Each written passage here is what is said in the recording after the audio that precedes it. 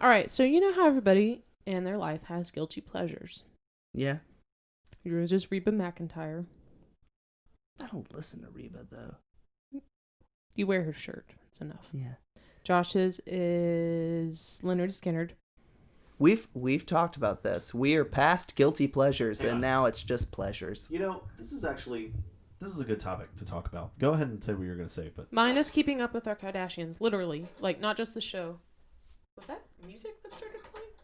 It sounded like about to, like, be a breakdown. stand core.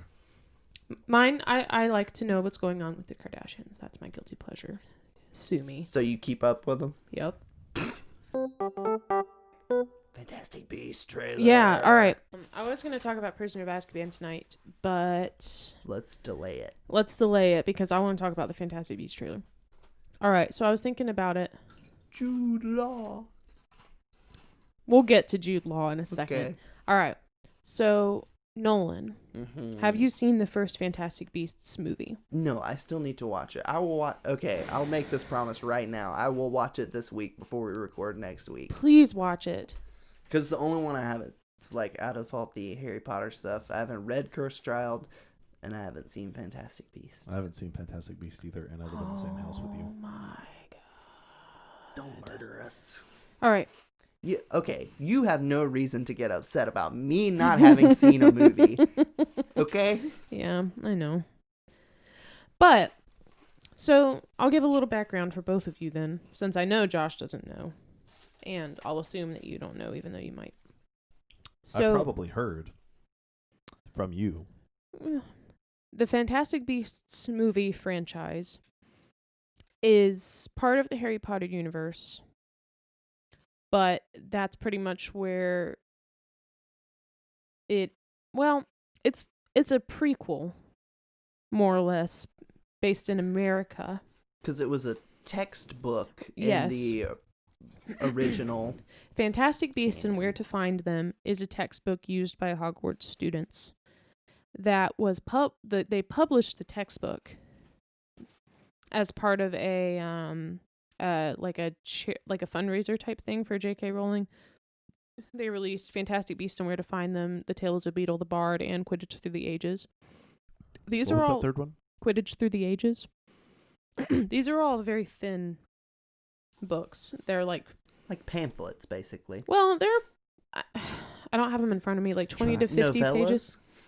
Yeah, so, well, like, Tales of Beetle the Bard is just a collection of stories, Oh, okay. like it is in the book.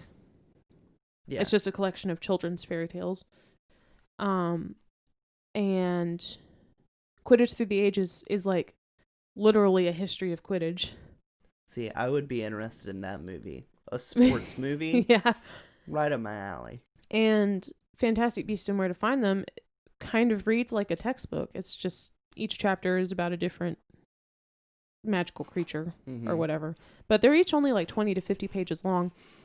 And they're not stories. So when the first movie came out, everybody was kind of like, okay, like, what is this going to be about? Because nobody really knew. So what the movie franchise is about is Newt Scamander, who was the author of the textbook. It's kind of just going through his journey.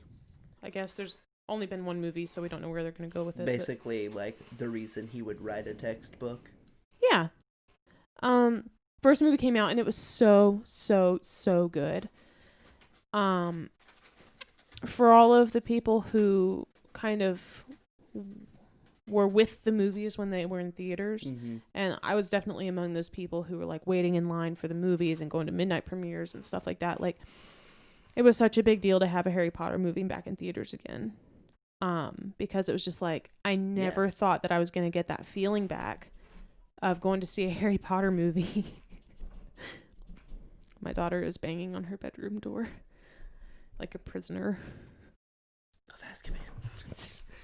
JK. Rolling. So, first movie was really good, and honestly, I've only seen the movie one time. I can't super remember the plot, but I remember really liking it. And we found out that it's taking it's taking place during the reign of Grindelwald, which is a big deal in the Harry Potter books because he was kind of like the American Voldemort, we find out. And all we really know coming out of the 7th Harry Potter book is that when Dumbledore was an adolescent, he and Grindelwald were friends. They were two very powerful wizards who wanted to, like, make the world a better place in a very, like, kind of dictator-y sort of way. Hashtag Black Panther. Well, but their like motto thing or whatever that they would always sign their letters was like for the greater good. It was like, that explains a lot of Dumbledore's later decisions. Doesn't it though? Yeah. It really does when you think about it. And then all we know after that is there was this really famous battle between Grindelwald and Grindelwald and Dumbledore in 1945. And all we know is that Dumbledore won that battle. That's it. End of things that we know from the books. The end of the first movie happens, and spoiler alert. Do you care if I spoil? I already know. It's revealed that Colin Farrell Is was Grindelwald in disguise. which is Johnny Depp. Yeah. Which is We'll he get there. still? We'll get there. I'm Okay. going to talk about it. Because I've only seen like Hang on. snippets of the trailer. Colin Farrell. Colin Farrell was a character in the whole movie. And we kind of see that he's like sort of sketch. He ends up being a bad guy at the end. But then in like seriously the last like 20 seconds of the movie, it's revealed that he was actually Grindelwald the whole time in disguise. Like with Polyjuice Potion or something, I don't remember. Yeah, I wonder in hindsight if they would have like Chosen Just- a different actor. or not necessarily even chosen a different actor, just kind of, I don't know what they could have done differently to just keep Colin Farrell, because I love Colin Farrell. I love Colin Farrell. He was so great much. in Fantastic Beasts too. He was excellent the whole time in that movie. Anyway, so that's where the first Mhm. movie ends. We're like, oh shit, oh shit, oh shit. It's Grindelwald. He was here the whole time. And that's kind of how we realized that this is going to be, like, it is about Newt Scamander and it is about his journey.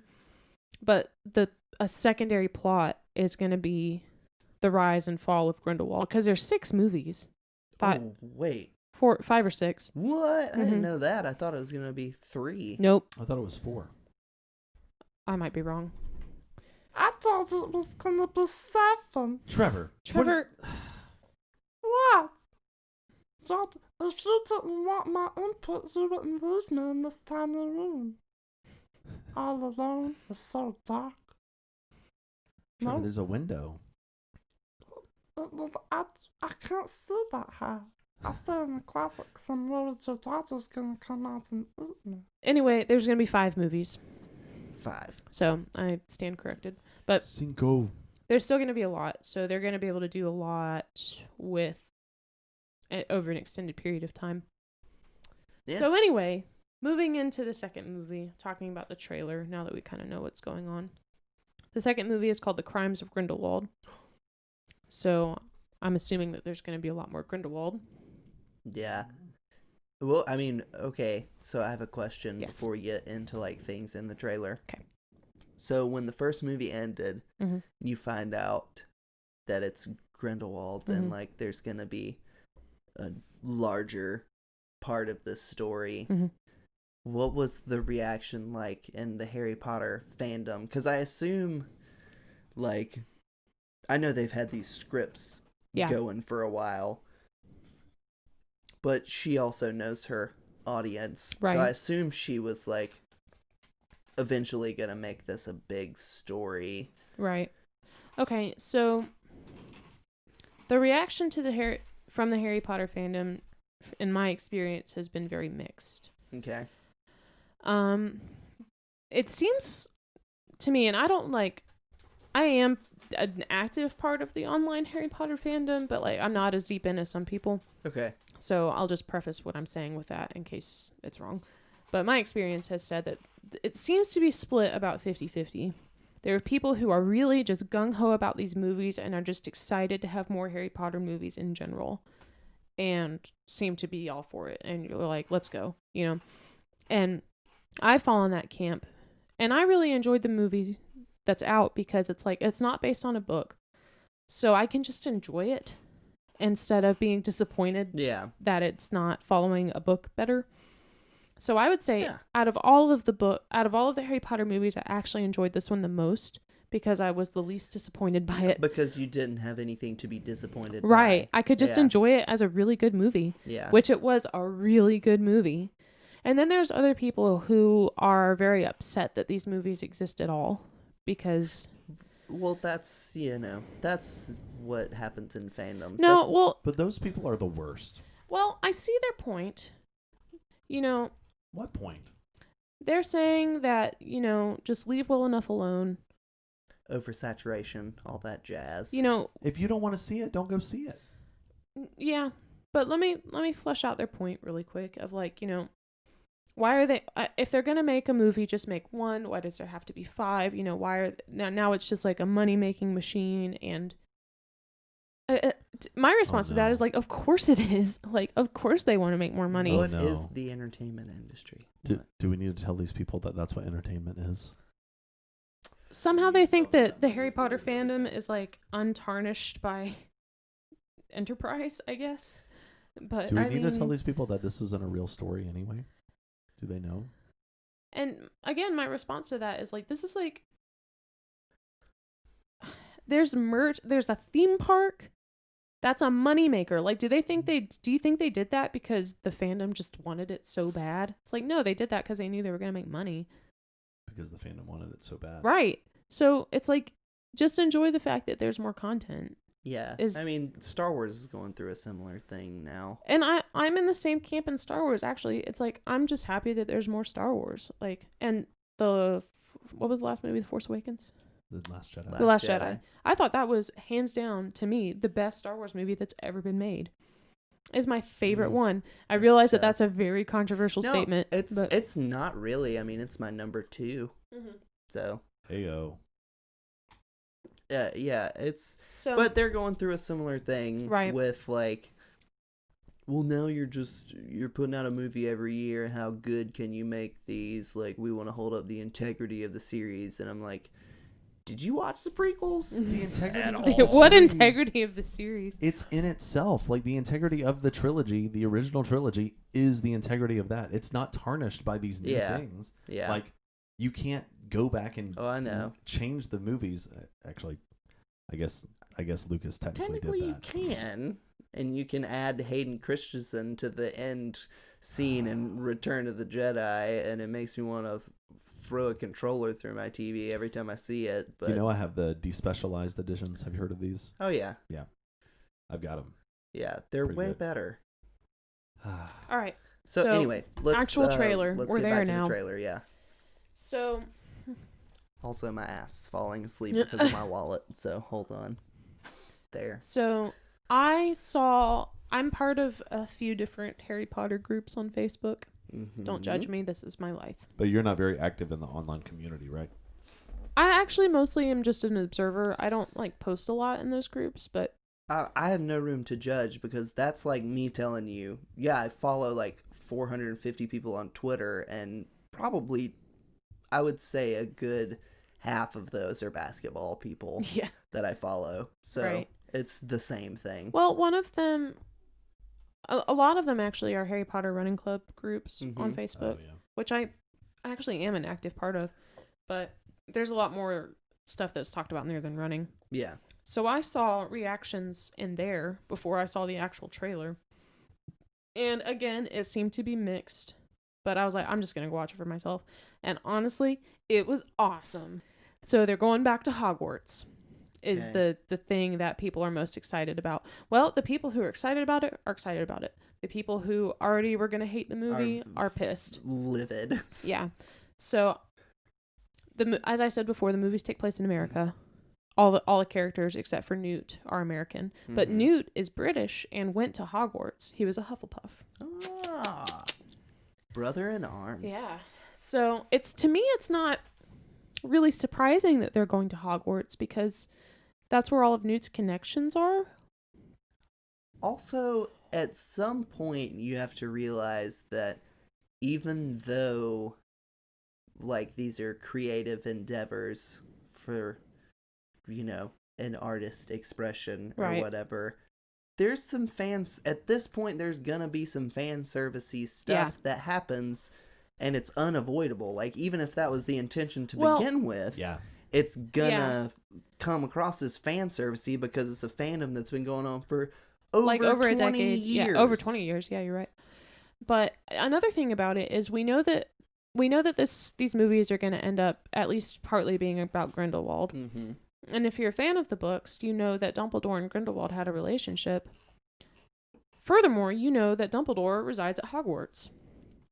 So where else are you going to go to see Dumbledore, who is played, young Dumbledore is played by the ever sexy Jude Law. He looks good. Oh my gosh, he the popped up. screenshot of him in that trailer, like looking over his shoulder. Man, He looks dude is good. fine. I hadn't seen this. You need to look it up right now because he looks excellent. Yeah, dude looks good. Yeah. So I'm a straight man. I have no problem saying dude looks good. yeah.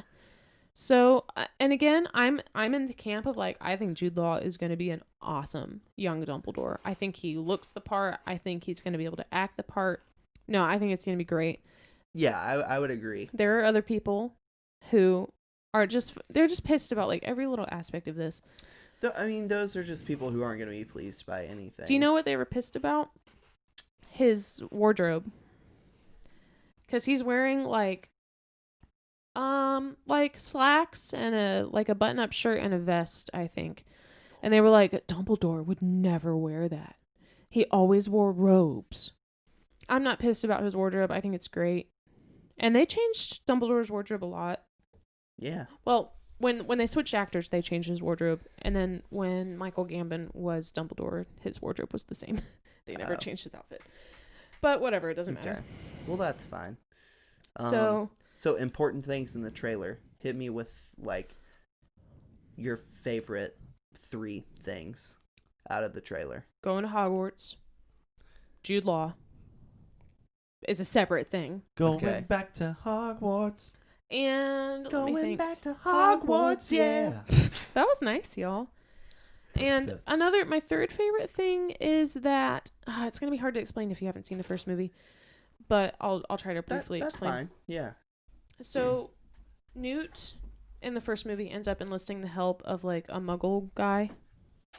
And in the end, they make this like because so many Muggles saw what was going on that they like made this magical brain wiping rain that made all the Muggle memories. It erased all of their memories of all the magical stuff that had been happening. And that ends up happening to the Muggle guy that they helped them. Oh. And I was kind of sad about that. I was like, oh, but he's in the trailer. Oh. And you see him with Newt. So maybe Newt found a way To, like, to restore his memory of those Or something. things. Yeah. And I might be misremembering that because again, I've only seen the movie one time. Seems to fit with that So I'm really general excited themes of that story. Yeah, I'm really excited that he's going to be back in. Nice. I like those 3 favorite things. And let me talk about one more thing that Okay. actually both sides of the fandom are very upset about. Oh. And I'm actually a little bit like So on. like the The not people- as active, just happy to be here, Well, and the no. diehards, or the active people that are on my side are still active. Like, well, no, you know what I mean though. The side you were talking about, that's like it's more content, yay. yeah. And the people who are like, Meh. "Ugh," Yeah. So, they're both upset about this. Yes. Okay. and I would say that the people who are meh are more upset. They're always more upset. But even people on the like, yay, are kind of like, come on, y'all. Like, this is a small thing that would not be difficult to get right. So, it's a big thing in the books. You've probably come across this by now in your reading or listening. I'm halfway. Currently, I'm a little under halfway in the 5th book. You've come far. Oh, yeah, so you definitely know about this then. Mm-hmm. So, you are not allowed to apparate. It is impossible to apparate within the walls and grounds of Hogwarts. Yes, I saw some stuff about this. It's even leaked into your Yes. internet sphere. Okay, I have to just, this is a quick aside that we can probably cut out. But there's this podcast, the Binge Mode podcast I told you about. They're doing Harry Potter this spring. Should be coming up anytime soon. Today was the first day of spring. You should listen to that though. Okay, I feel yeah, like for you'd sure. really enjoyed that. I probably would. But they did a 9-minute breakdown on the trailer for this. So I technically have seen the trailer. Oh, I'm and sorry. I'm snippets. just like explaining this to you. No. It was helpful because that I was mostly watching for them, and Right. it was hilarious. But they talked about that in their breakdown of the trailer. Well, because people are like genuinely upset about it. I'm not like genuinely upset. It's just kind of like, come on. So in the trailer, you see people. Their backs are to the camera, so we don't necessarily know who it is. But they're like apparating onto the grounds of Hogwarts. Seems like a small thing, but it's just.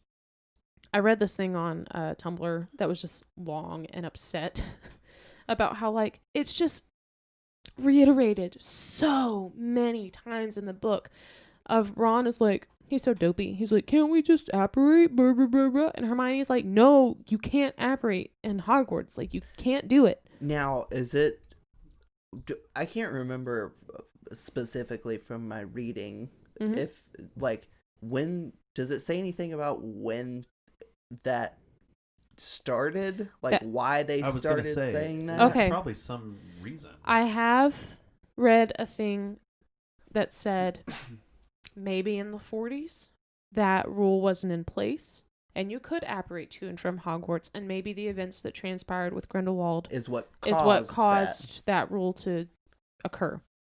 People just think they know everything. They think they got it all figured out before No, they're but going to see the movie. I have something to say to that. Okay. Maybe that is the case.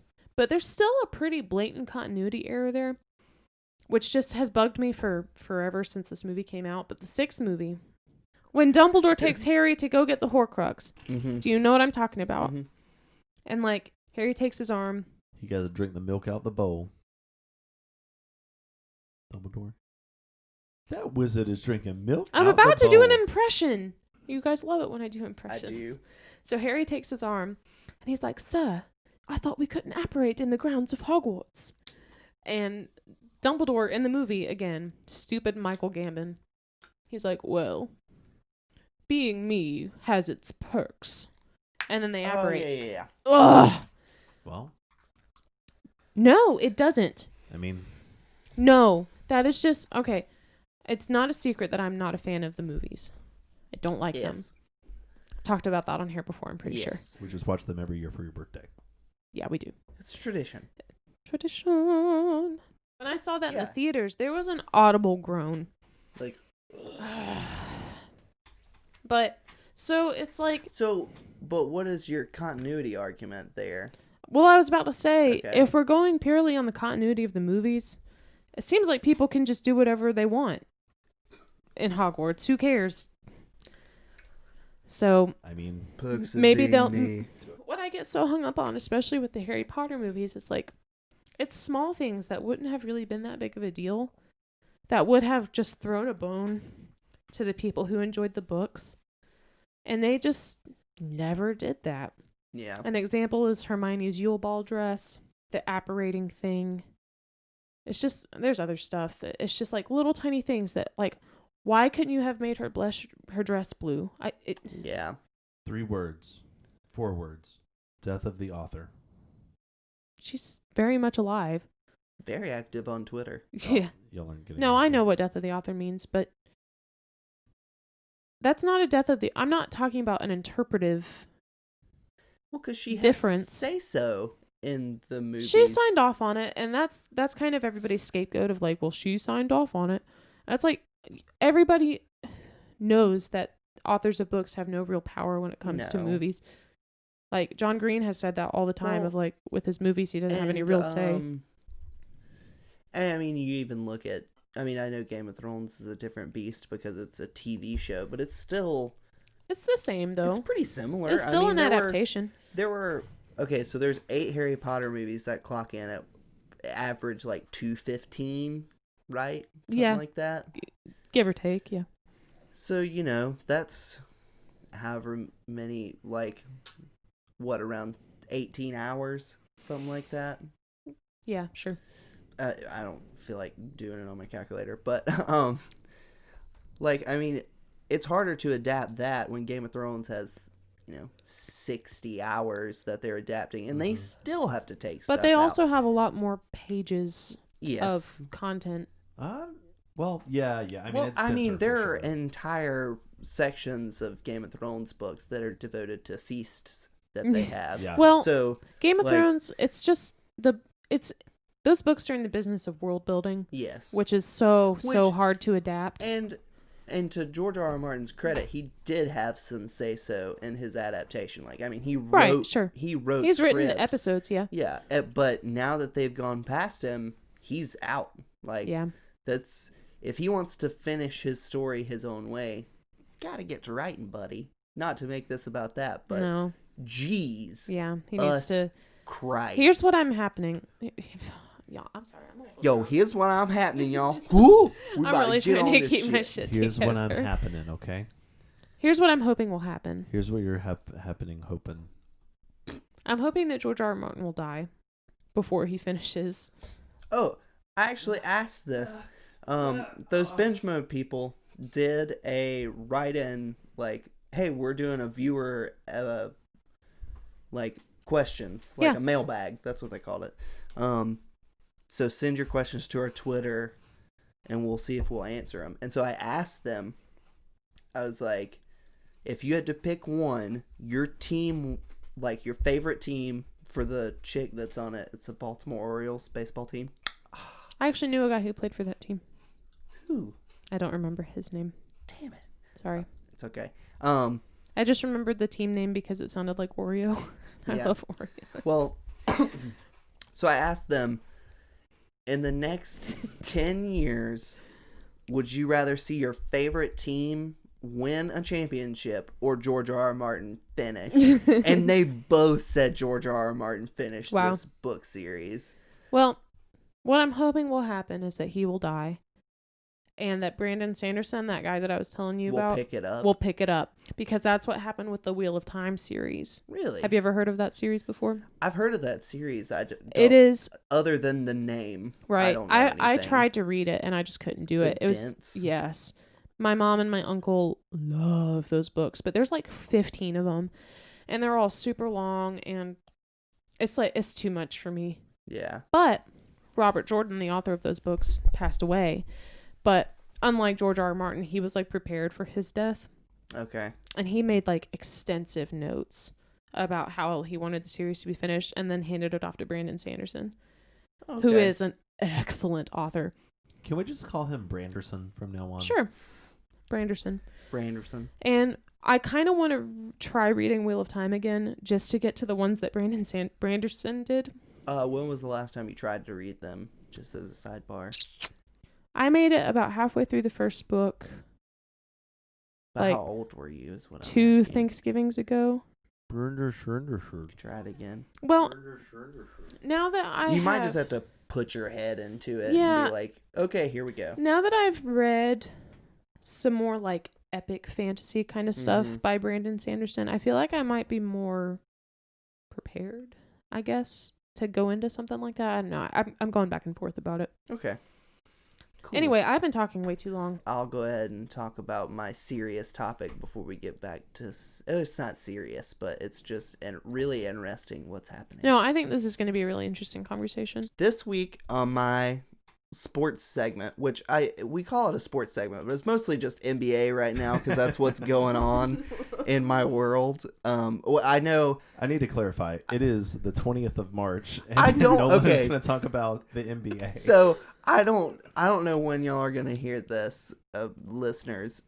By that I mean my friends. Hi, Mom. I don't know when my friends are gonna hear this. Hi, Dad. Jared, if you don't listen to this, I'm going to beat you silly. But it is the middle of March right now.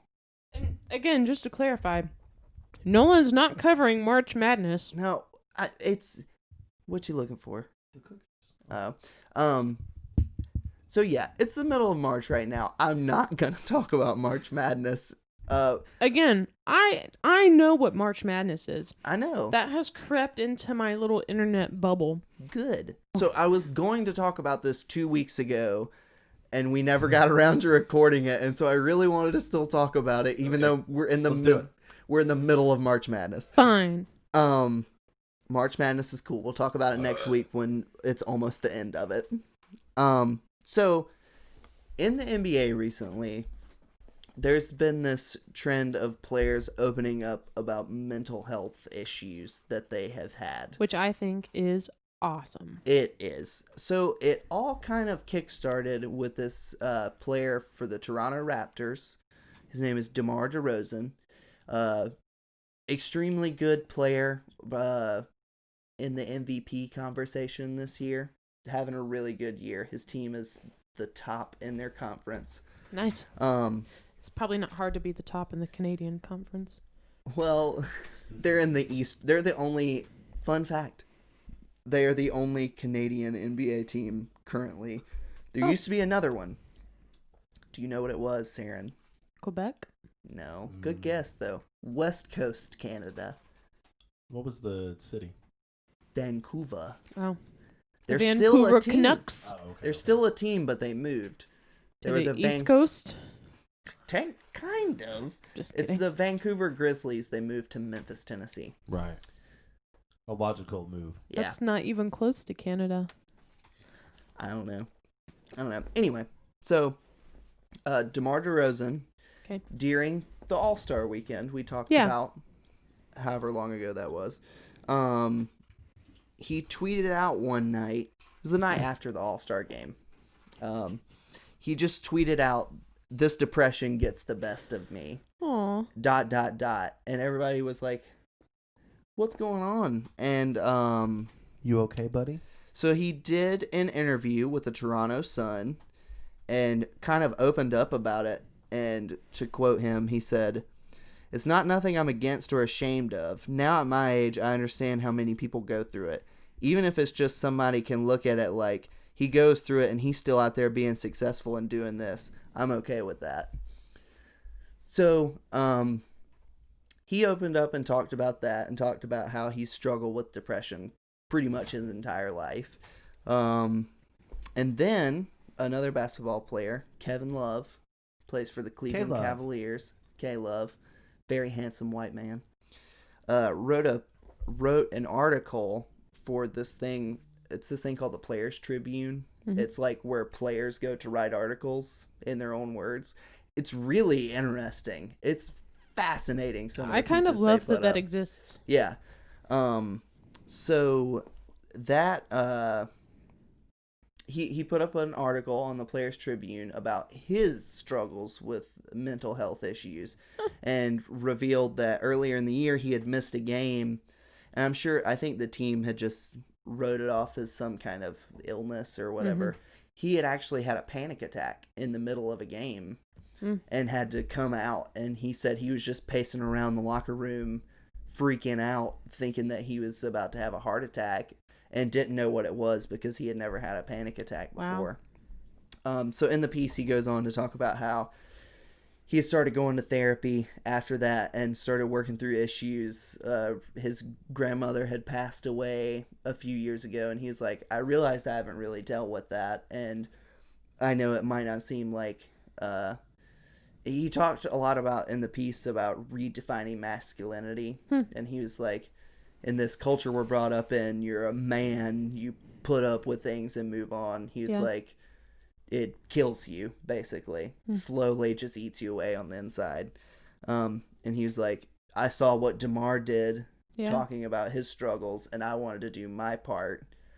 And so now it's just this sweeping thing that's going across the NBA where guys are talking about their feelings and stuff. And it's incredible. That is so awesome. Yeah. Like, I kind of feel a little emotional. Yeah. Like, no, it's... And I was listening to a podcast the other day, and this former player named Chris Bosh, he used to play with LeBron. Okay. His last name is Bosch. Bosh. I had to try not to chuckle. I have a student that goes by Bosch. Really? Yep. Well, he was playing until I believe his last game was in 2016. But the reason he had to quit was because he had blood clots in his legs. That can be dangerous. It was a serious medical issue, and they were like, you can't play anymore.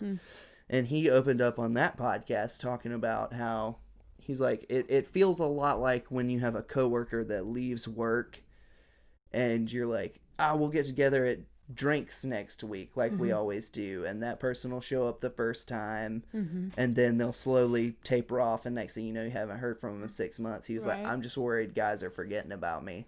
And it was like heartbreaking. And he's like, I get all this, and it really, like, I've thought about this a lot, but it put it into perspective. It's like, oh yeah, everybody's a human. Yeah. Like, because he was like, I have all this money, like, I'm set for life. He's like, I still go through shit. Yeah, sure. And he's like, the other point he made when he was talking about that was, he said, it's interesting. I went to a new team, and my entire career, he said he had been, welcomed by fans and never really had an issue with other people hating on him, and he joins up to make this quote-unquote super team with him and LeBron and another guy named Dwayne Wade. He's like, next thing I know, I have people, cussing me up and down from the stands. He's like, let me come to your job and root for you to fail and see how that affects you when you go home and try and hang out with your kids. Man. I was like, dude, that's heavy stuff. Seriously. Because I equated it in my head today when I was thinking about what I was going to talk about. I would be like, that's like me and Saren coming to your class. She's sitting there going, go Josh, you're doing awesome. I'm sitting there like, dude, this is terrible. You're garbage. It'd be like me coming to see your play and booing everything that happened. Or coming up to me at intermission and being like, I can't hear anything. I can't understand what's going on. That seems real. Being like, oh my God, really? Really? No one has told us. You didn't hear the 6 people in front of you in the line to talk to me that said the same thing? Oh my God. Oh, are you hot or cold? You're hot. Guess what? They're cold. Can you believe this? We all feel different about the temperature in the room. Sorry. Oh no, it's okay. We can talk about that. Sorry.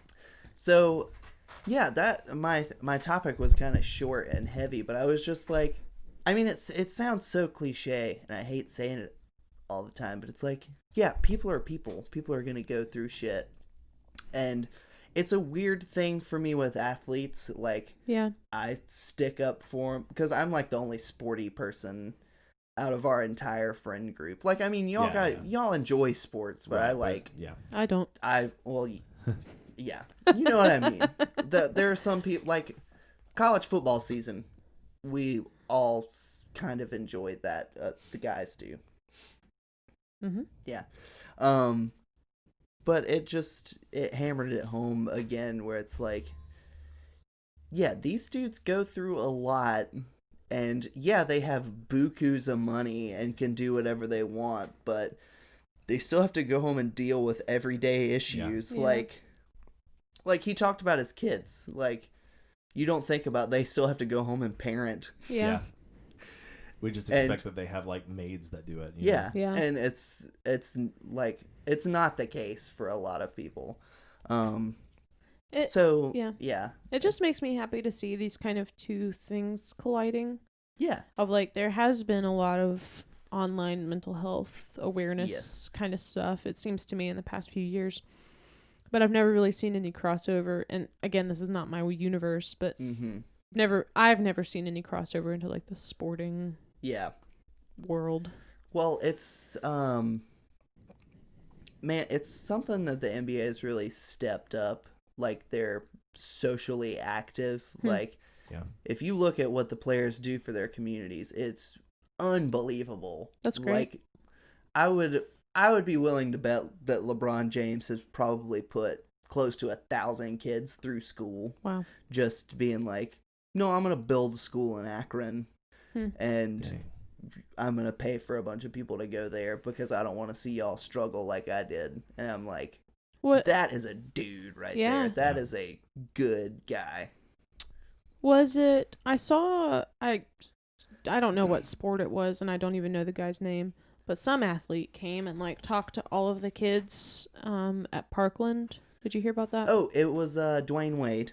Yes. What That's- sport is that? It's basketball. Oh, okay. So he- I'm on topic. He is he's from Chicago, went to school at Marquette, but he made his name with the Miami Heat, so he's Right. a Florida guy. Right. So And yeah. the backstory behind that was he had found out about one of the Parkland victims was buried in his jersey. And so he man. went to talk to them about stuff, and he's another guy that's just like, Well, where it kind of reached me on Twitter, I follow one of the like Parkland activists or Mhm. whatever on Twitter, and she was saying that what's his name? Dwayne Wade. Yeah. Dwayne Wade. That Dwayne Wade's visit was like got more accomplished for them Yes, than Betsy Davos. Davos. Is that how you say it? DeVos. DeVos. Yeah. Than her visit to them. DeVos. The Secretary of Education. Yeah. Yeah, that's I believe I saw that. we won't tweet go as there, well. but it was just cool to see so- that like Yeah, that was kind of what I wanted to talk about this week, but I wanted to end on a happier note. That's a happy, like, it's incredible what's going on. I think that's really and great. I love that. It's really cool to see just your favorite athletes Yeah. actually doing Yeah. something and not just being dumb athletes. Because especially this will be the last thing I have to say on it, but especially going around here where it's like, just shut up and play. Rub Like- some dirt on it. Yeah, like Yeah. stuff like that, and these guys are like, no, everybody struggles, and we're gonna use our platform to talk about Yeah. it, and not like help redefine what it means to be a man, Yeah. which is Yeah. just, dude, it makes me misty. It's so cool. Okay, so today we actually got this tape in today. It was in an unmarked envelope, but I just assumed it was fine. It had some chicken scratch writing on it. It was from this guy. His name is Jordan Sharts. Jordan Sharts. Yeah, and he actually left us a tape, so I don't really know what this is, but I assume it's promoting something, so we'll run this as an ad. Trevor, roll the ad. You made it, Daddy.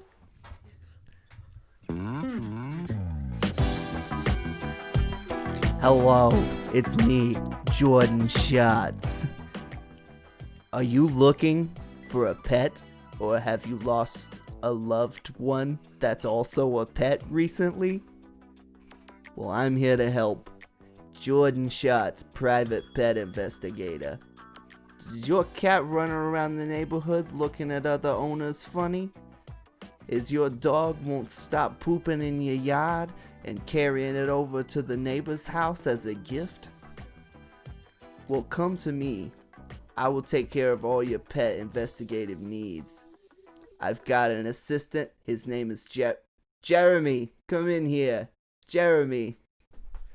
Jeremy? Oh, hi, hey there, Jared. Oh boy. All right, Mr. Sharts, I'm here. That's right. That's Mr. Shots to you, boy. That's, You got it right.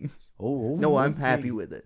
So me and Jeremy will go around and investigate all your pet needs. First off, we need medical records for your pets if they've been not euthanized. If they've been euthanized, I think your journey's pretty much over with. Well, it's important that we handle all the paperwork. You know, it's a lot of paperwork. It's true. I make Jeremy do all of it because my writing is terrible. I'm also the Anyway. underwriter for a law firm. that Listen, went out- you're not the star of this ad. Hush down, sonny boy. So listen, you need me, you contact me at 1-800-55-SHOT. 1-800-55-SHOT. I'd like to thank my wife, Susanna, for that lovely hymn she wrote for that song. You're welcome, Shot. See, there she was. This ad's going on too. How you turn Jeremy? You know how to turn this tape off? Hey, Mr. Short, you're getting a phone call. Oh. Call 1-800-55-SHOT. Short now. It's a short attack. I thought it would be appropriate to talk about what I've been doing for the past week. Yes. and Saren too. Yeah, Nonstop. I'm part of this. I'm currently I was the musical director for Into the Woods, which is a joint production between the high school I work at and the college that I am adjunct at, and it's gone pretty well. It's gone pretty good. Exceptionally well, honestly. Yeah, like truly exceptionally well. Why is the bell ringing right now? It is 9:42. Are you? Is it at the Fine Arts Center? Mhm. Yeah, it's at the Okay. high school. We have a better stage and stuff than the college does. So, I- directing a musical is a lot, and I only really handle the music part. And I guess I'm kind of in charge of like half of the marketing stuff, I guess too. But like, man, it's a lot. So, I just want to talk about Tech Week, and then maybe I'll talk a little bit about the show itself. But essentially, the week of, we didn't go home until about 12 o'clock each night. I went home earlier than you, Yeah. and I still didn't leave until like 11-ish Yeah. every night. Jeez. Because the idea is that we run the show, and then we do notes from the show, and then, we cry, and then we do it again the next day. And it's crazy because on Monday night, it was terrible. Like, Oh, gosh. we didn't even get through it. I mean, we got through it, but like, it was rough. It was rough. And then Friday night, we performed it like perfectly. Not Oh, yeah. perfectly, but Well- like pretty well. I mean, Friday was very good. You wouldn't have believed what you saw. The same people that you saw on Monday. Were the ones performing on Friday. Yeah. I literally have a video of Monday that I want to show them. But so yeah, that's that. But so I want to talk about I wrote a paper this summer for one of my musicology classes about Into the Woods because he wanted us to do something practical that we could use the information for. And so I did, and I thought it would be interesting to talk about some of that. So Yeah. So, have you ever seen Into the Woods or the movie or anything? No, I Okay. Really? I know the Into the Woods. That You've one- never seen Nope. anything? Wow. I'll give you the TLDR version. Yeah. All right. So here's what happened. He said the name of it on the show. He said the name. You'll see. It's funny. Okay, so Into the Woods is essentially about it's an ensemble. What would you call an ensemble show? Like everybody in the show is more or less an equal on the stage. There are leads, but Wasn't Meryl Streep in the movie? yes, she She was. was. in Okay, the movie. that's my extent of And knowledge. James Corden and who's the girl from Pitch Perfect? Anna Kendrick, Anna- Anna Kendrick and John Krasinski's wife. What's her name? Emily Blunt. Emily Blunt. Here's what happens.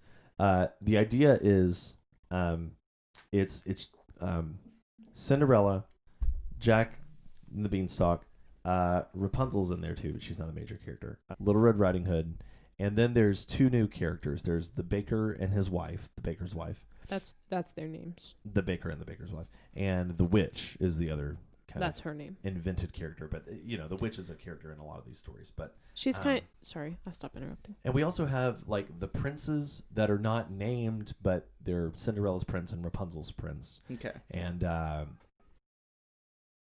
The narrator, there's a narrator, mysterious man, mysterious man. Jack's mom. Yeah, but everybody else is just. There's no ensemble. An ensemble would be, the people that do the group numbers and stuff. But everybody is a named character. Everybody has lines. Everybody has their own individual part.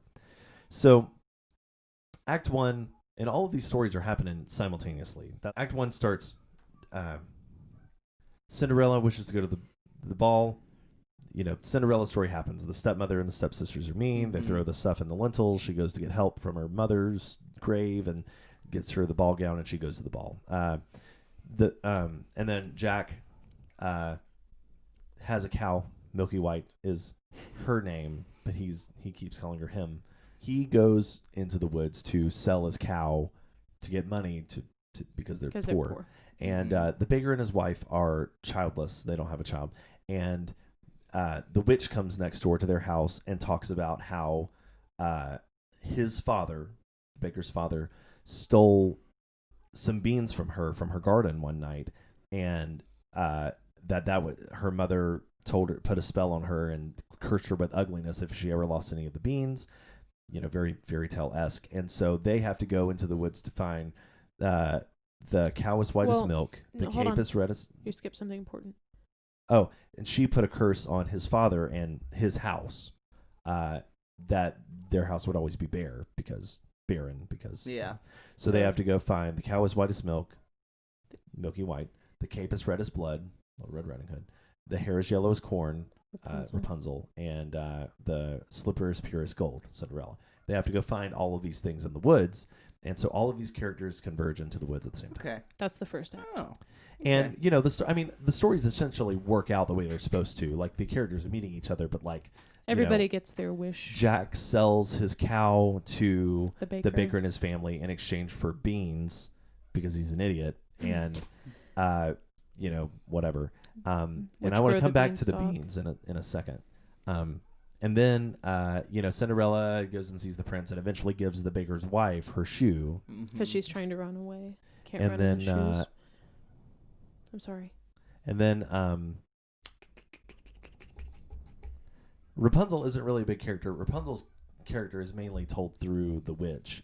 And she's just like, sure, you could take some of my hair. I got plenty of it. Well, She the flips it baker's out. wife rips it off of her from the tower. Like she tears it. Yeah. Yeah, What it's an it's asshole. Sondheim, so it's a little dark. Well, then, Yeah. yeah, that makes sense. Never I mind. don't think. I can't remember if Sondheim did anything between Sweeney Todd. Sondheim! He did Sweeney Todd. I think that was the last thing he did right before this. Yeah, I think so. I don't think he had done anything. A lot of the between them. musical themes are similar, so it would make sense to me. Yeah, but okay. The baker's wife gets the baker and his wife are sort of tying everyone together. Like, Yeah, I was about to say, it seems they may not be like star. no, they Right, are or- the leads in the show. They Okay. are the main characters, Okay. arguably. Well, then, yeah, I was going to argue they're that they were the invented- central characters. Right. But they're just fairy tale Yeah, just standard. stand-ins. Yeah. They're someone you meet in the first act of Beauty and the Beast that are not back ever. Right. Well, no. They are. I would argue that the story is about them, but it's Yeah. not. But anyway, but they just sort of tie all the characters together. No, like, for this example, this seems like the story of the background characters in all these fairy tales. That's what I was saying. That's what I meant. well, like, so the baker gets Little Red Riding Hood's cape, Little Red's cape. Like, Little Red stops by their bakery before she goes to grandmother's house through the woods, into the woods. That's where her theme comes from. And he gets the cape from her. Like, he sees that she and Granny are eaten by the wolf, so he cuts them out of the wolf and saves their lives or whatever. And the wolf is also played by one of the princes, which is intentional because the princes are sort of supposed to be like, or at least his character is the guy that plays both characters. Okay. So Cinderella's prince is the prince that Cinderella wants to go to the festival and she meets and she runs away from, and his brother he finds Rapunzel's tower, and it's the Rapunzel from like Tangled, where like the witch is her mother. You find out because she stole her away and hid her in a tower. That's the real story. Oh, okay. That's the original fairy tale. So anyway, all this happens, and literally all of the stories end where they're supposed to. Like, Cinderella gets the prince, the baker and his wife. They get all the items, and she conceives instantly and is like 9 months pregnant. And the witch is restored to her beauty because she returned the beans. How did she get her beauty back? Oh yeah, because potion. She needed them to get the items. She would lift the curse if they got the items because she needed the items to get the curse reversed on her. So she becomes beautiful, and Rapunzel escapes the tower, which the witch is very upset about. With a hot new bob cut. Well, Yeah. And a prince and twins. She bore twins. Yeah. What? Yeah. And Jack, of course, steals. Well, the giant falls. The male giant falls and Is killed. And anyway, the Jack steals A harp. the harp and And an egg. chicken. The chicken that lays the golden eggs, so they're rich now and whatever. So Act 1 is about like how do you get your wish, right? Literally, Act 1, you can end the show there, and a lot of people do just the first act, especially high schools and younger. And then we get into Act 2. And Act 2 is the female giant comes down and like literally destroys the kingdom. Like, Hold on. Comes down a different beanstalk. right, because That's important. it's a different beanstalk, but comes down and like And kills she everyone. Is fine. The first time we meet her, she steps on Rapunzel. Cool. Kills her. Yep. Yeah. Cool.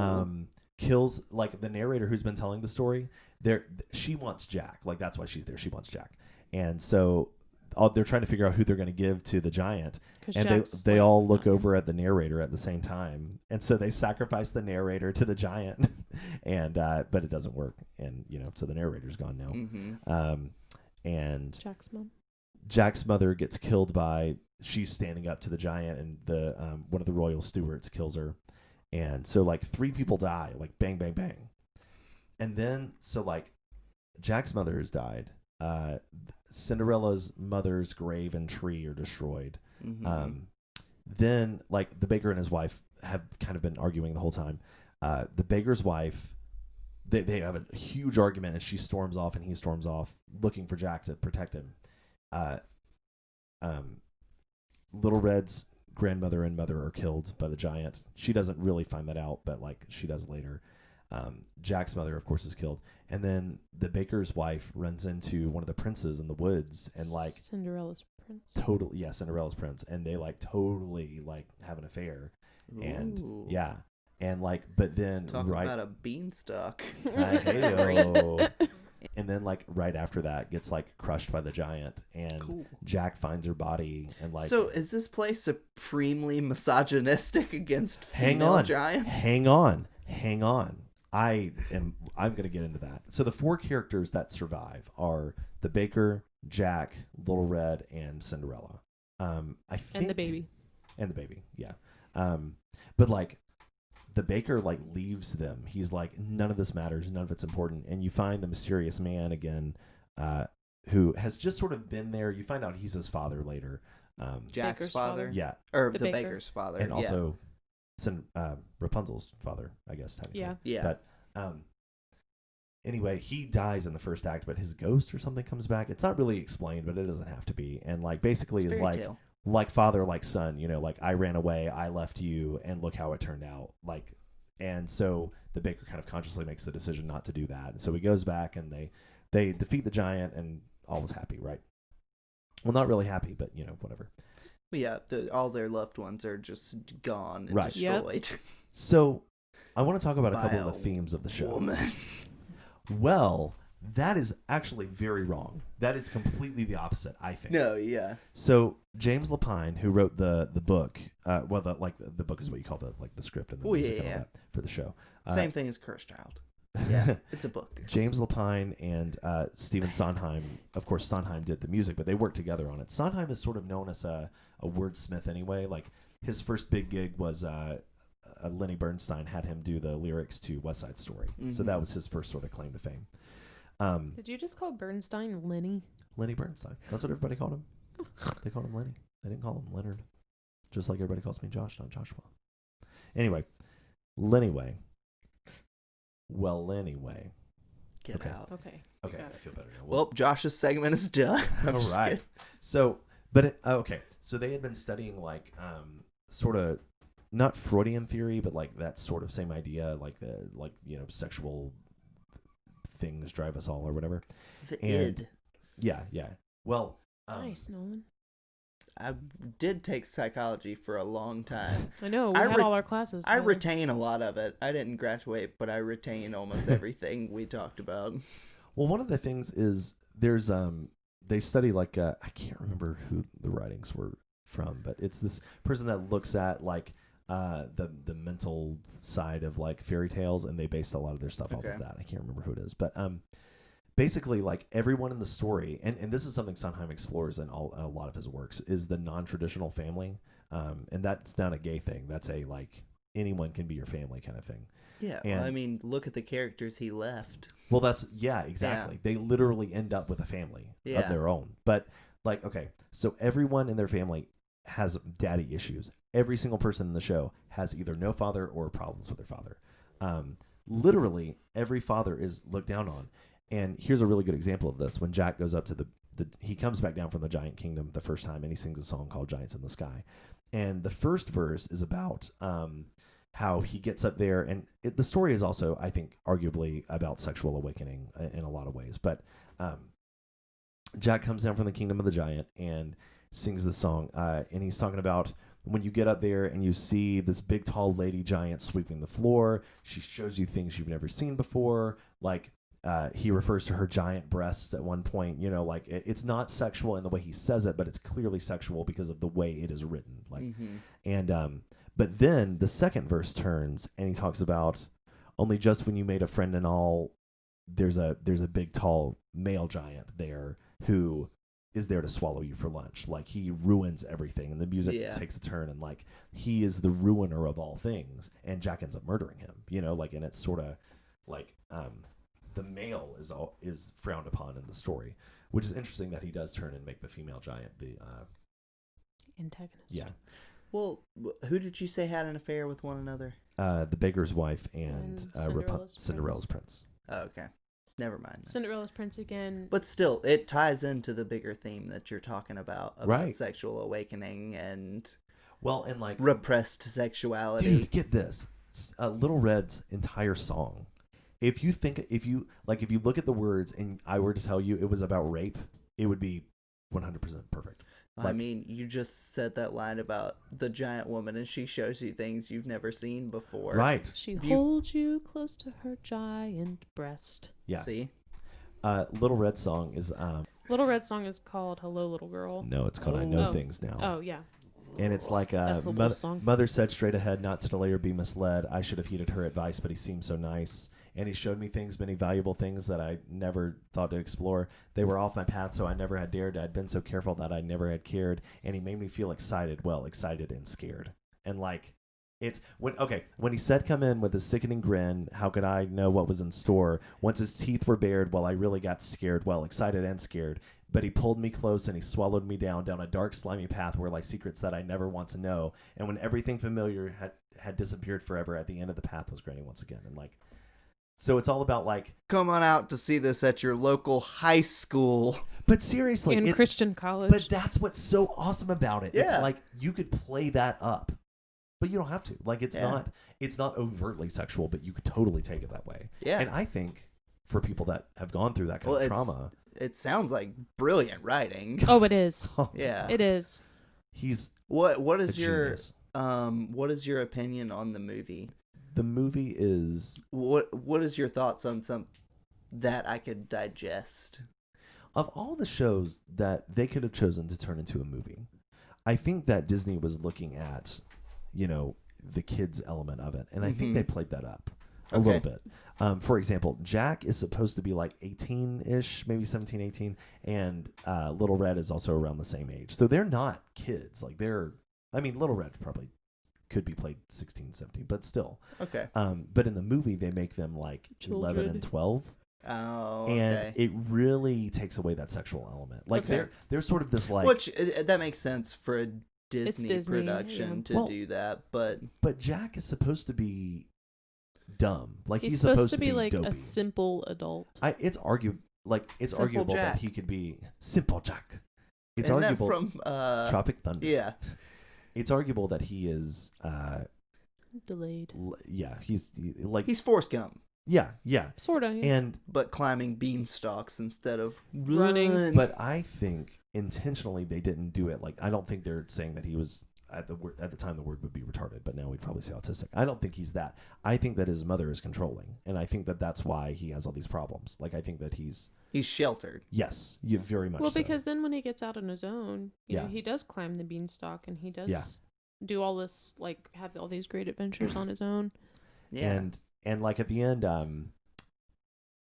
but who he says, but who will take care of me? And Little Red looks at him and go, I'll take care of you. I'll be your mother now. And he goes, no, I don't want another mother. I want a friend and a pet. Because he has Milky White. Milky White's Yeah. his pet and his He best sings friend. this like the only love song in the whole show yeah. is him singing to Milky the White. cow. And The it's only love really ballad. heartbreaking, to be honest with you.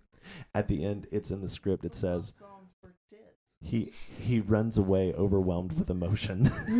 That's awesome. And it's so sad because he's saying, like, I guess this is goodbye, old friend. Yeah, when he's getting ready to sell. Yeah. Yeah. And he says, I hope the next time I see you isn't on a plate. Oh. It's funny, but it's also like, oh, God. Now I just have Forrest Gump lines stuck in my head right Yeah. now. Like, I may not be smart, but I know what love is, Jenny. Jenny. That's actually almost verbatim a line from Sweeney Todd. Mm-hmm. It's another character who is I've arguably seen the autistic. movie, but I haven't seen anything. Toby, the assistant. Yeah. He says, "I may not be smart, but I ain't dumb." Yeah. Yeah. Well, It's pretty close. I want to talk about. Can I talk about one more thing? Because I'm going to cut that down. Yeah. All right. No, Not like a beans- I actually liked beanstalk. that. That was good. Well, Yeah. buckle up. Everything in the whole show is based off of one theme, which is "I wish," musically that is. It's do re, or it's not really do re, but it doesn't matter. Anyway, it's a whole step. I know what do re is. Yeah, So yeah. It's that interval. Every other theme, and like theme, we're talking about like Star Wars, and I'm over exaggerating, and it's arguable that this is not correct, but like the idea is based off of Richard Wagner came up with the idea of the leitmotif. He's the guy that wrote like Flight of the Valkyrie and stuff like that.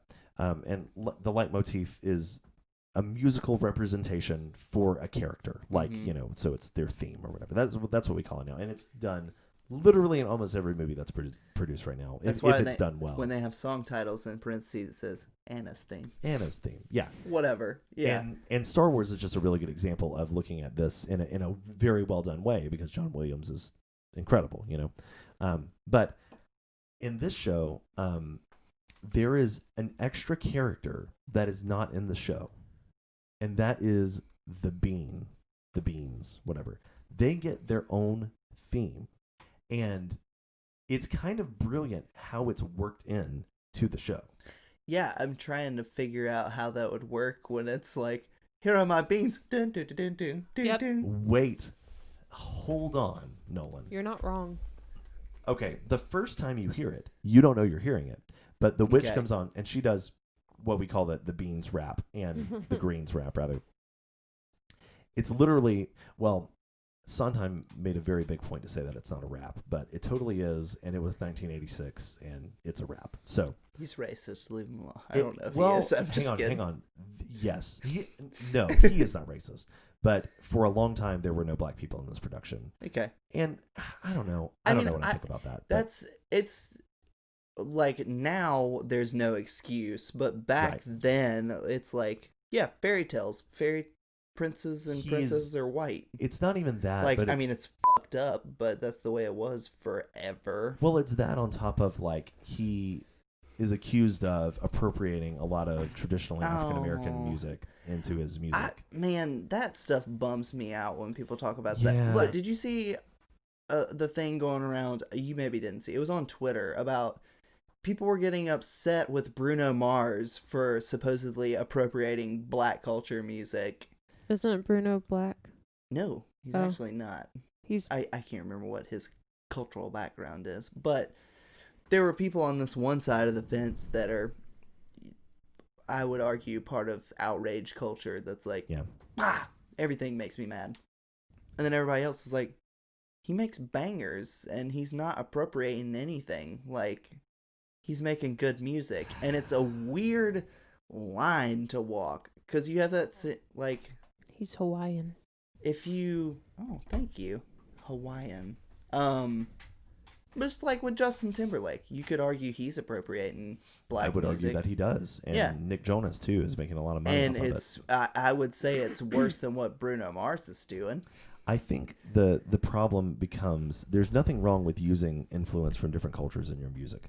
The problem becomes when you are taking that influence that culture may have had, and it becomes your plot. Like, you are making money that culture deserves to make because of their Okay. music. That's a fair point. And I guess maybe you could argue that, like, it's like if you like Bruno Mars, you should listen to artist X because Yeah. this is where he's getting that. Well, But he's very and- vocal about where he's getting Right. influences I was from. about to make the same point.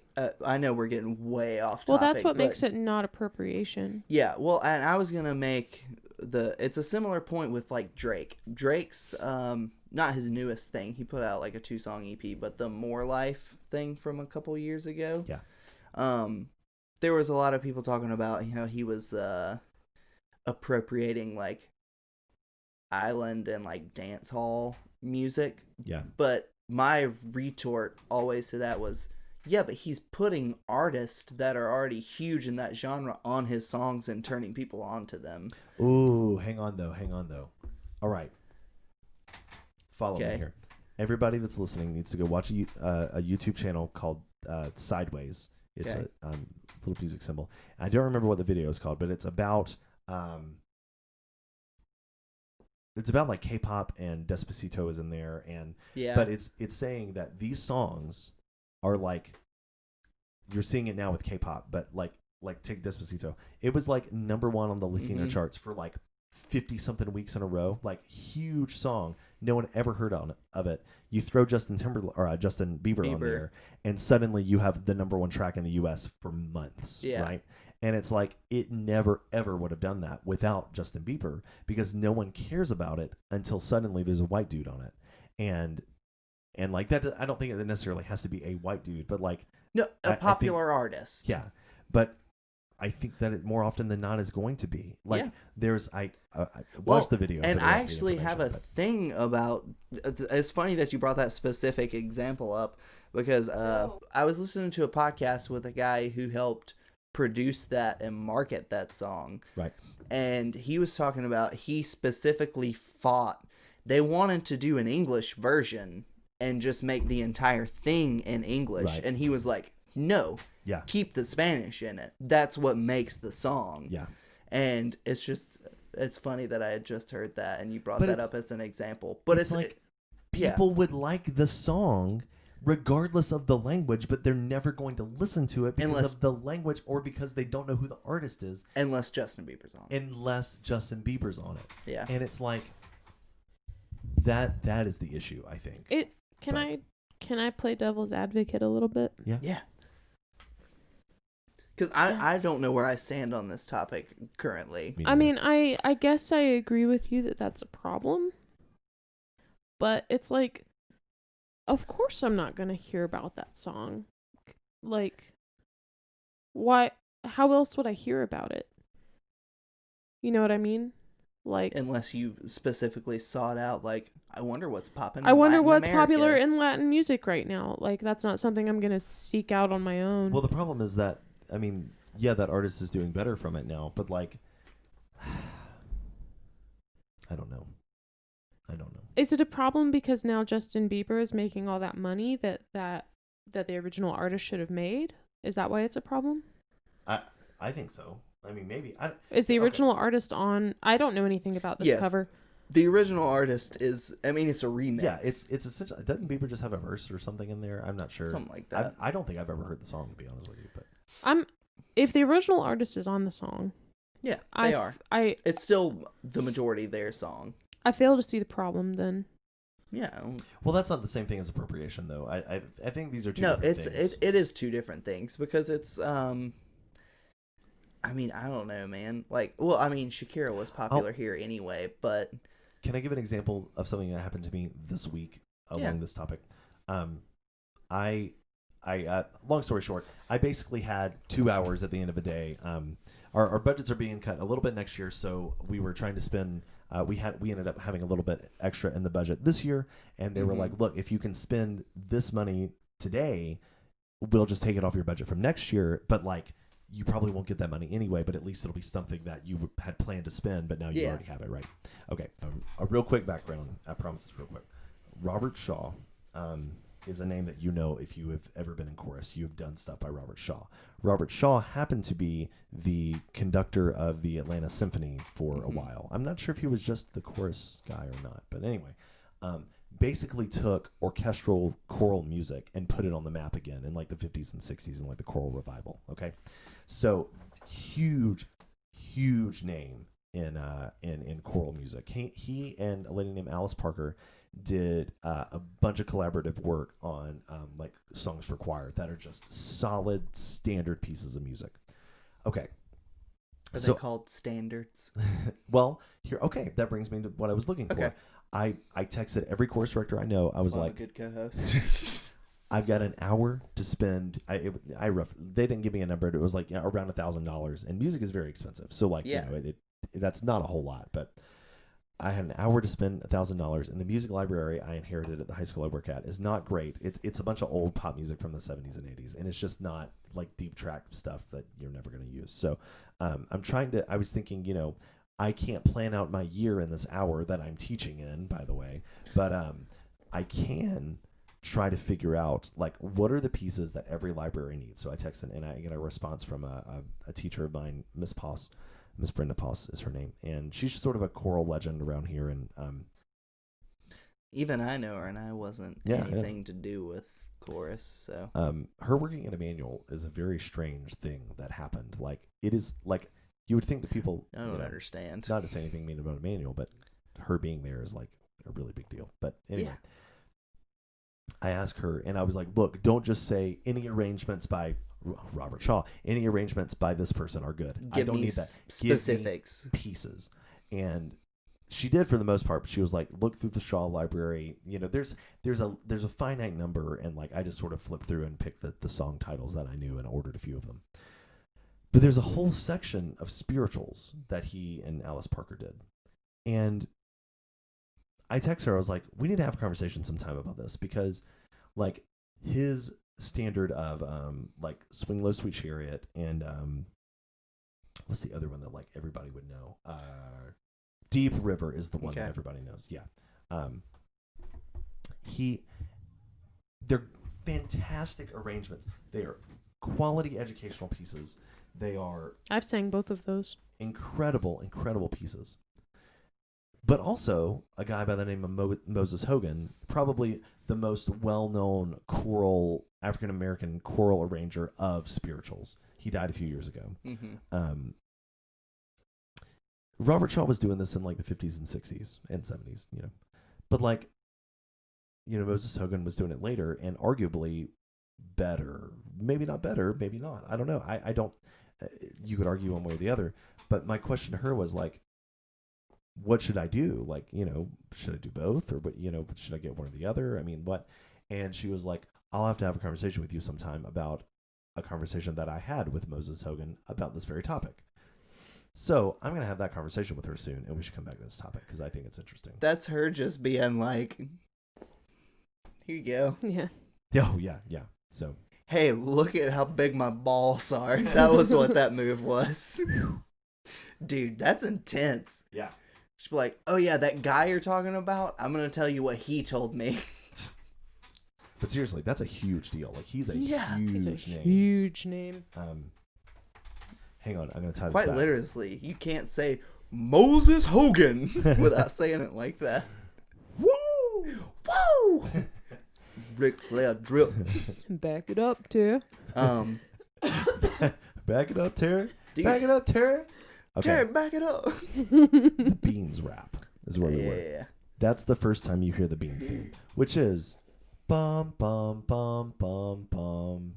That's the Bean theme. Oh, it's pretty close. Yeah, it's very tonic, which is strange. But okay.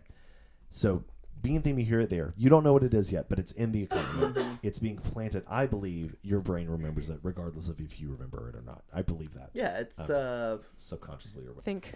When the baker, a few minutes later, buys the cow from Jack, he drops 5 beans in his hand. Bum, bum, bum, bum. Rest.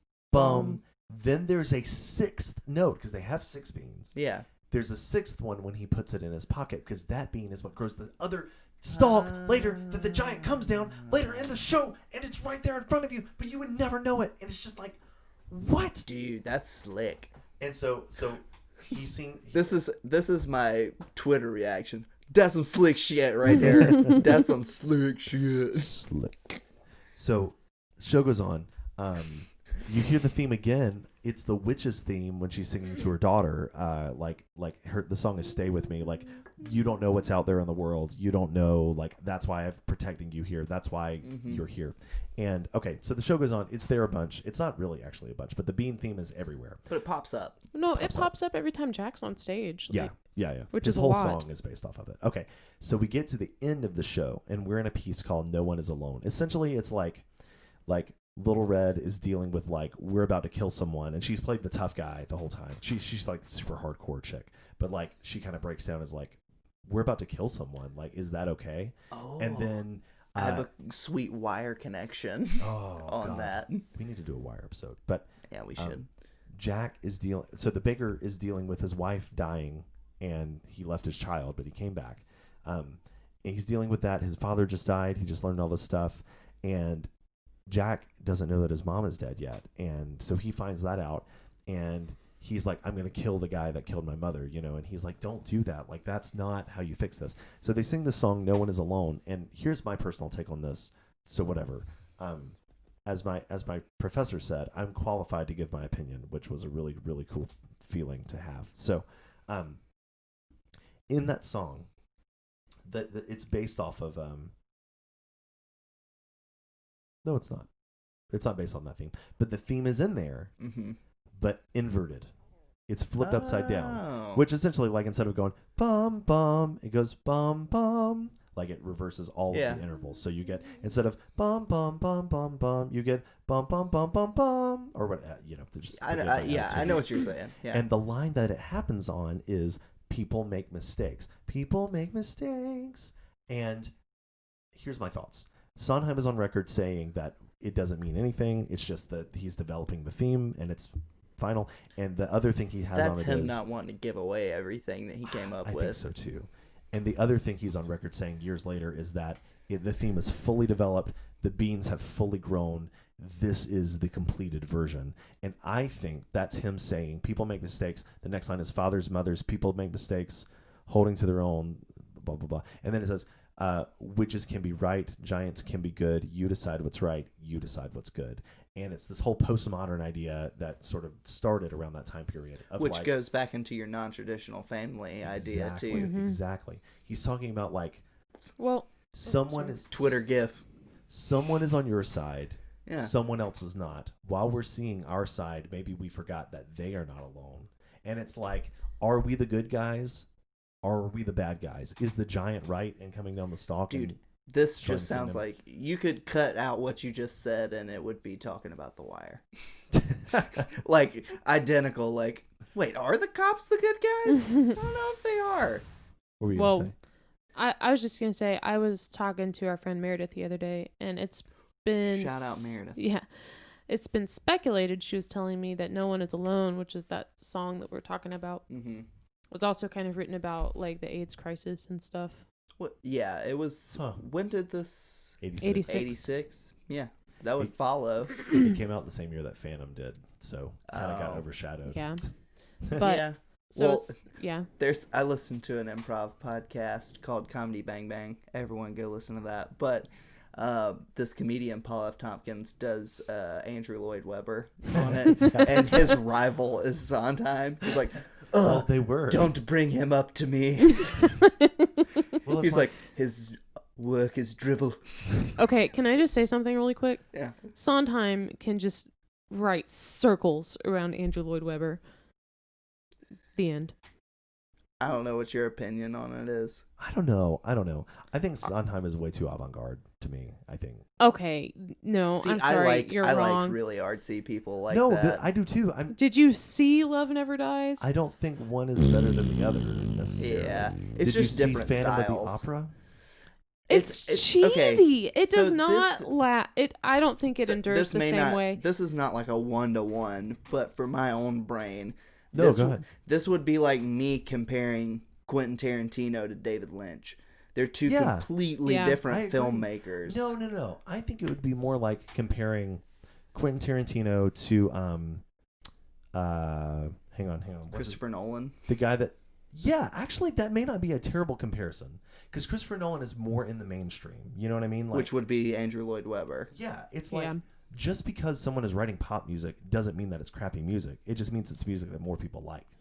And I think there's an art in that too. I'm not saying that Michael Bay is an artist, but I'm saying that I didn't say that I didn't like Andrew Lloyd Webber. I'm just saying that Sondheim is I'm saying that Sondheim is better. Okay.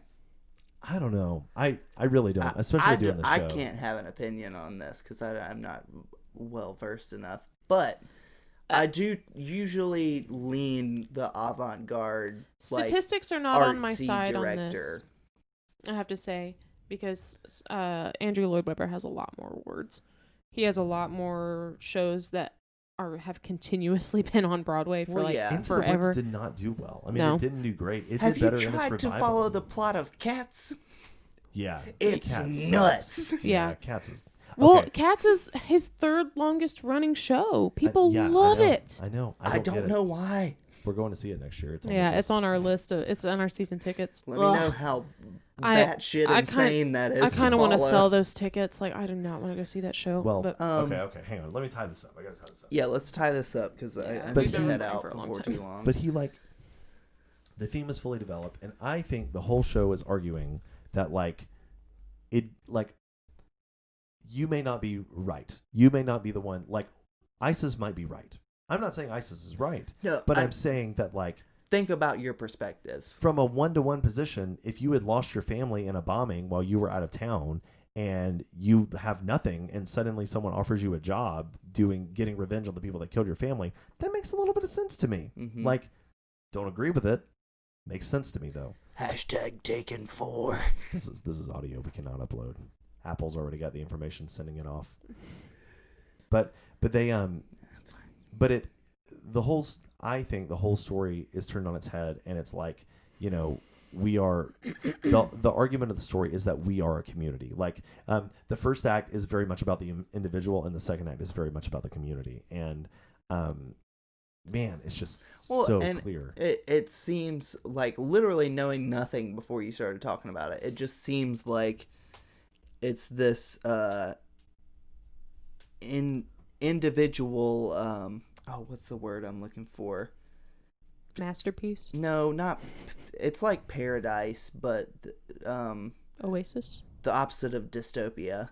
Utopia. Yeah, utopia. It's like this individual utopia, and then the second part is like, okay, you have this individual utopia. Now, what happens when tragedy happens to that? That is exactly How what do it's you about. form after that? You're right. Well, I mean, not to make this too heavy, but I told the cast like the day before, or like before the first show, like we had our little meeting before the show, and I was like, to me, the show is about like, you get like, life can be good, but at the same time, there are going to be like really low valleys, and it's like, how do you deal with those things? Like, everyone is dealing with loss. Everyone is dealing with, like, the witch loses her child. You know what I mean? Like, it's like, that's really heavy, And they play the witch as kind of this like crazy character, but like, she's very real. She never tells a lie. Yeah. She is always honest. She might be brutally honest. Well, she says that I'm not good, I'm not bad, I'm just right. Yeah. And I'm not. Okay, so I'm like the least biblical person in here. I don't know. I don't know. Well, okay, so, but it does remind me of the story of Job, where it's like, Yeah, a like, little bit. take Little Red, for example. Like, Yeah. she basically loses her entire family Yep. Right. in this play, yet she has a new one by Yeah. the end of the play Right. that is like, yeah, I'll kill for you. Like, that's what's up right Yeah. now. Yeah. It's interesting parallels that you can draw if you want to. Oh, I bet That's there's- if you. I mean, there's a lot of directions you Well, can take. I mean, that, but Bringing it back around a little bit, death of the author, like make it mean what it means to you. hashtag callback. Good job, Sarah. Thank you. Well, I mean, this show is very intentional, and it's written by two geniuses. You know what Yeah. I mean? Like, A lot of the stuff that we're reading into it was on purpose. Yeah, right, yeah. that's I struggle with that a lot with like Paul Thomas Anderson, the director. Mhm. Like he directed Magnolia, Boogie Nights, The Master, There Will Be Blood. I know that you've seen that one. Have you? I have never even heard of any of those movies. God. That one. Oh my God. Okay. We will watch all of his movies at some point because he is. You're an asshole. Okay, Leave that in, you asshole. Sorry, I can't hear you. Okay, but I would put him with his movies because he writes and directs all of his movies. Nice. He is above Tarantino for me. Like, it's incredible. I would be very interested in that. It is incredible. Boogie Nights was his first really big film. Stars Mark Wahlberg, if you can believe it. But it came out in like 97, and it's about the porn industry in the 70s, and it's just incredible. I feel like maybe I have heard of that. There Will Be Blood is probably the greatest story of America that's ever been put on screen. It's about oil tycoons. Sounds like a Scorsese film. It could have been, but it would have been a lot. It's called There Will Be Blood, and there's not any blood until near the end of the movie. But I won't spoil Spoilers. that. I said until near the end. I mean, the title is There Will Be Blood, so I mean, you know. But no, for real though, we need to watch some of his movies. He just had one nominated for a Best Picture, Phantom Thread, also with Daniel Day-Lewis. Was that this year? Mm-hmm. Well, it's 2017. Huh. Actually, it may have come out. No, it did come out in 2017. It was the end of 2017. But I've heard I haven't seen. That's his only movie that I've never seen. Cool. But I don't know why I started talking about that. But he's a genius, and We're just talking about genius writers. yeah, geniuses. Like there are some people that are just geniuses. Well, that's sort of tying it back into Sondheim. That is why we study him. Is like I don't think he is a great. Hear me out. I don't think he's a great composer. Wrong. Of music. You don't walk out of the theater singing any of those tunes. The Wrong. only song that's even remotely hummable is Jack's song "Giants in the Sky." Everything else is like not hummable. It's very difficult music, and I feel that way about my reference points are all TV and movies, but like David Lynch, it sounds like you're describing David Lynch to me, because all of his movies, you don't walk out thinking like, man, I'm so glad I had that experience. Yeah. You walk out and you're like, what did I just watch? Like, I need to watch that again. That's a little bit how Sondheim shows are. Yeah. It's like I didn't really get Into the Woods until now. Okay. Playing for and it. that's why you think it's so good. I saw this show 3 different places, like just sort of growing. It's actually the first musical I had ever heard or saw. Okay. Actually, that might be true for me too. But it was the whole second act is almost like one long slow song. It's very heavy. It's so dense. And people because you feel like the plot is done at the end of the first act. It's sort of like we've been here an hour and a half. We've gotten our money's worth. You know what I mean? Yeah. But I think the reason the show is so good is because of the second act. And the second act is the one that I think, for me, took several watch throughs to like really sink in, which I would guess is probably why it wasn't super well received, because the first time you watch it, you're like, that was so boring. Yeah. Well, the theme of the second act is children won't listen, and it's it summarizes it. It changes the words up from an earlier song, but careful the things you say, children will listen. Careful the things you do, children will see and learn. But it goes on to say, careful the wish you make, wishes are children. Careful the wish you wishes come true, not free, which is arguably like the theme of the whole show. Yeah. I mean, I would say like that's a very surface level theme, but like, because you could say that about anything. But yeah. But dude, I'm interested. Yeah. Like, well, Was I ready to wrap up the show? God damn it, Trevor. I felt it was time. I've been in the closet for about 2 hours. 100 shorts. Short now. Sharknado. Sharknado. Shart Attack. It's funny because it works with Shark Attack and Heart Attack.